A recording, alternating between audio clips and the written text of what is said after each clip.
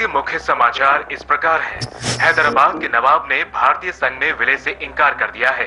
गृह मंत्री सरदार वल्लभ भाई पटेल ने कहा है कि हैदराबाद के नवाब की ये कार्यवाही नाकाबिले बर्दाश्त है और जल्द ही उन्हें इसका जवाब दिया जाएगा। हैदराबाद एक्शन का नाम होगा ऑपरेशन पोलो। मुख्य सेना शोलापुर से चलकर हैदराबाद पहुंचेगी और दूसरी छोटी सेना बेजवाड़ा से चलकर हैदराबाद पहुंचेगी। वो 13 सितंबर 1948 की रात थी। भारतीय फौजें धड़धड़ाती हुई हैदराबाद में दाखिल हुई। मकसद था हैदराबाद का भारत में विलय। उस बागी नवाब को सबक सिखाना जिसने आजादी के बाद भी भारत में मिलने से इनकार कर दिया था।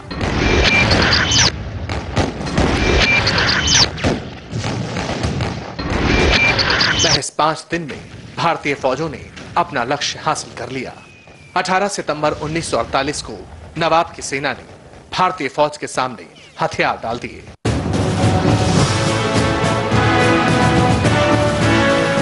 और हैदराबाद भारत का हिस्सा बन गया। यह एक महान पल था, लेकिन इसी के साथ शुरू हुआ एक विवाद जो आज 65 साल बाद एक बंटवारे का सबब बन गया है।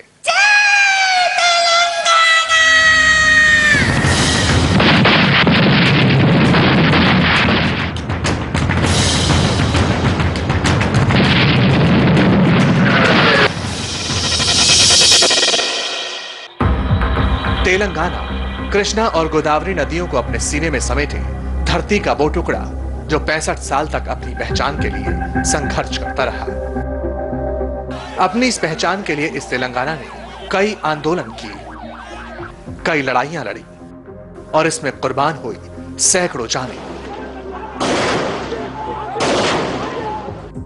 आखिर तेलंगाना का मुद्दा क्या है और क्या है इसका इतिहास? तेलंगाना की जड़ों को तलाशते हुए जब हम यहां पहुंचे तो हमारी मुलाकात उस शख्स से हुई जो आज तेलंगाना आंदोलन का सबसे बड़ा चेहरा बन चुका है। और उस चेहरे का नाम है गदर।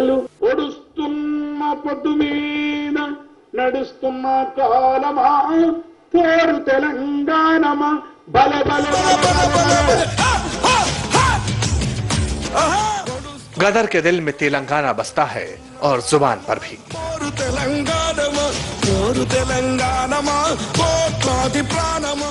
गदर ने अलग तेलंगाना की मांग पर कई गीत लिखे और गाए भी,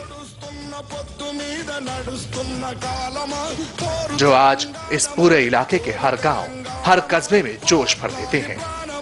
जब भी तेलंगाना पर कोई फिल्म बनी, गदर उसमें अपने अलग अंदाज में नजर आए। जय तेलंगाना, जय तेलंगाना, रगुलुतुन्न तेलंगानमा, मंडुतुन्न अग्निगोलमा। हमारी जो लैंड है, ये लैंड हमको होना चाहिए। This the first demand. And second demand is this, हमारे जो पानी है जितना हमारा है वो हमको होना चाहिए। और थर्ड डिमांड इज दैट जो हमारी रिसोर्सेस हैं हमको जितना है उतना रखने के बाद ले जाओ। गदर का असली नाम गुम्मादी विट्ठल राव है। वो अपनी जवानी के दिनों में ही अलग तेलंगाना की मांग के लिए चलने वाले आंदोलन का हिस्सा बन गए थे। इसी आंदोलन की वजह से गदर की बैंक की नौकरी छूट गई, लेकिन उनका हौसला बरकरार रहा।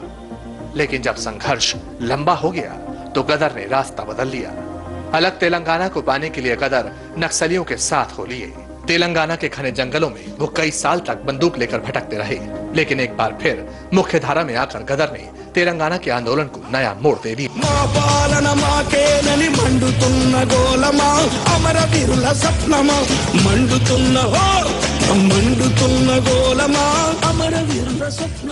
छह दशक पुराना ये आंदोलन अपने इतिहास में कई ऐसे चेहरे और पन्ने समेटे हुए हैं। वारंगल तेलंगाना क्षेत्र का वो जिला जो 1952 से ही तेलंगाना की लड़ाई में सबसे आगे रहा। हम वारंगल में इस आंदोलन से जुड़े लोगों से बात करेंगे, ये जानने की कोशिश करेंगे कि तेलंगाना का इतिहास क्या है।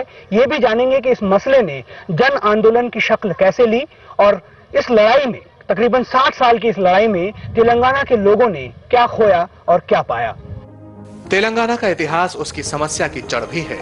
सन 1948 में निजाम के शासन का अंत होने के बाद हैदराबाद स्टेट के नाम से अलग राज्य बना दिया गया था, जिसे आज तेलंगाना के नाम से जाना जाता है। 4 साल तक तो सब सही चला, लेकिन सन 1952 में हैदराबाद से दूर मद्रास में एक राजनीतिक उथल पुथल शुरू हो गई। तेलुगु भाषियों के लिए मद्रास से अलग राज्य आंध्र प्रदेश की मांग का आंदोलन शुरू हो गया, जिसकी अगुवाई कर रहे थे पोट्टी श्रीरामुलु। आंध्र प्रदेश की मांग के लिए श्रीरामुलु आमरण अनशन पर बैठ गए और 15 दिसंबर 1952 को उनकी मौत हो गई। पोट्टी श्रीरामुलु जो हड़ताल करके जो जिंदगी जो त्याग कर दिया, वो केवल मद्रास प्रेसिडेंसी को राष्ट्र बना के, कैपिटल सिटी बना के, वहां तेलुगु राष्ट्र आंध्र राष्ट्र बनाने के लिए किए, लेकिन तेलंगाना के साथ पोट्टी श्रीरामुलु का कोई कहीं भी तेलंगाना के लिए नहीं किए। इस घटना से तत्कालीन नेहरू सरकार हिल गई। आनन फानन में तेलुगु भाषियों को उनका राज्य आंध्र स्टेट दे दिया गया और उसकी राजधानी बनाया गया कर्नूल शहर को। यानी तब आज के आंध्र प्रदेश के बजाय 2 राज्य हुआ करते थे, एक हैदराबाद स्टेट और दूसरा आंध्र स्टेट। लेकिन तब भी दोनों के बीच समस्या थी। आंध्र स्टेट के लोग ज्यादा पढ़े लिखे थे और वो हैदराबाद स्टेट यानी तेलंगाना में आकर नौकरियों पर कब्जा करने लगे, और यहीं से पहली बार गैर तेलंगाना तेलुगु भाषियों को हैदराबाद स्टेट से बाहर भेजने की मांग तेज हो गई। यहाँ के लोगों ने पहली बार जय तेलंगाना का नारा बुलंद किया और मुल्की आंदोलन शुरू कर दिया। जय बोलो तेलंगाना, जनला जदीवाना, जय बोलो तेलंगाना। 1952 में पहली बार मुल्की आंदोलन के रूप में तेलंगाना संभाग के लोग शेष आंध्रा संभाग के लोगों के आमने सामने आ गए। तेलंगाना संभाग के लोगों ने मांग की कि जो भी गैर तेलंगाना तेलुगु भाषी 13 साल से तेलंगाना में नहीं रह रहा, उसे तेलंगाना छोड़ना होगा। लोगों के दबाव में सरकार ने इस बाबत जीओ भी पास कर दिया।